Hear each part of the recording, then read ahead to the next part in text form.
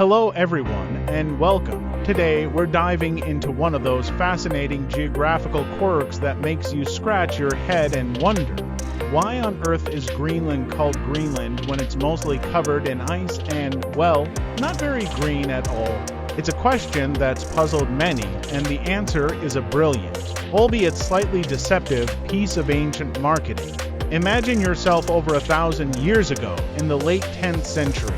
A Viking explorer named Eric the Red had been exiled from Iceland for manslaughter. He set sail westward, seeking new lands, and eventually stumbled upon a massive island.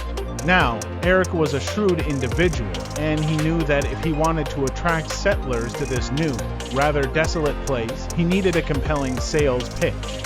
He understood the power of a name. Calling it Iceland or Frozen Wasteland wouldn't exactly inspire people to pack up their lives and move. So, with a stroke of genius, he decided to call it Greenland. His reasoning, as recorded in the Icelandic sagas, was that men would be the more readily persuaded to go there if the land had a good name. He was essentially creating a brand, a vision of fertile pastures and abundant resources, even if the reality was a bit more glacial. While there might have been some coastal areas that were relatively green during the short summer months, especially compared to the volcanic landscapes of Iceland, the vast majority of the island was, and still is, covered by an enormous ice sheet. This ice sheet is the second largest in the world after Antarctica, and it dominates Greenland's landscape, making it anything but a verdant paradise.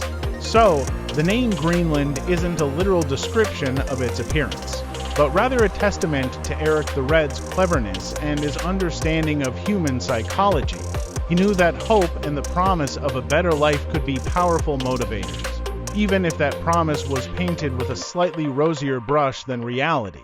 It's a wonderful example of how history, human ambition, and a touch of creative naming can shape our world. I hope you found this little journey into history and geography as intriguing as I do.